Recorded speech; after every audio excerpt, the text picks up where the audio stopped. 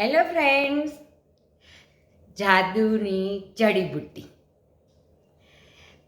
જાદુ અને જડીબુટ્ટી બંને પોતાનું કામ સાયલન્ટલી અદ્રશ્ય રીતે કરે છે.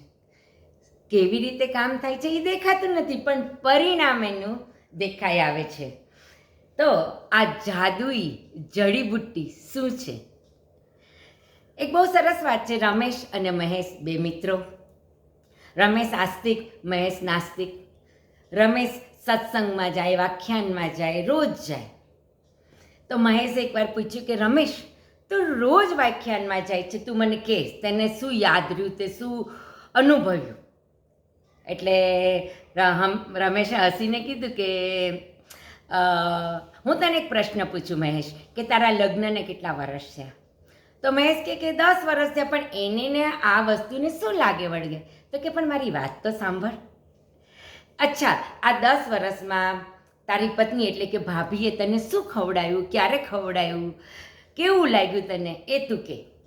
તો કે અરે યાર, એ થોડી યાદ હોય.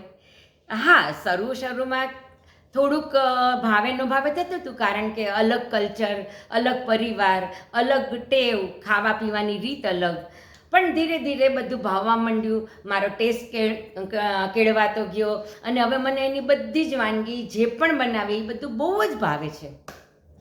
તો રમેશ કહે, મહેશ, આ જ વાત છે કે વ્યાખ્યાનમાં મેં શું સાંભળ્યું એ અક્ષરશઃ મને કદાચ યાદ નથી, પણ એ શબ્દો, વાક્યો, પ્રસંગોની મારા મન, મારા હૃદય ઉપર જાદુઈ અસર થાય છે. કારણ કે એ શબ્દો, પ્રસંગો, વાક્યો મને સ્પર્શે છે, મારા આત્માને સ્પર્શે છે અને મને એક સદબુદ્ધિ, સદવિચાર, સદગુણ આપે છે.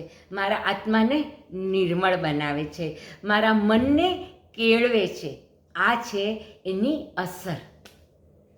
તો મિત્રો, સત્સંગની, સારા વાંચનની આપણા જીવન પર બહુ જાદુઈ અસર સાયલન્ટલી આપણા પર અસર કરે છે, જે આપણા મનને, મારા હૃદયને, આપણા જીવનને એક નિર્મળ બનાવે છે. અને આ બદલાવ આપણા જીવનને નવજીવન, પ્રસન્નતાભરા જીવન પર લઈ જાય છે અને આપણે આપણા જીવન પર એક જાદુઈ અસરનો અનુભવ કરીએ છીએ અને આપણું જીવન પલ્લવિત બની જતું એવું અનુભવીએ છીએ. તો મિત્રો, આપણે આ જાદુઈ જડીબુટ્ટી ખાઈએ અને આપણા જીવન પર એની જાદુઈ અસરનો અનુભવ કરીએ. Thank you.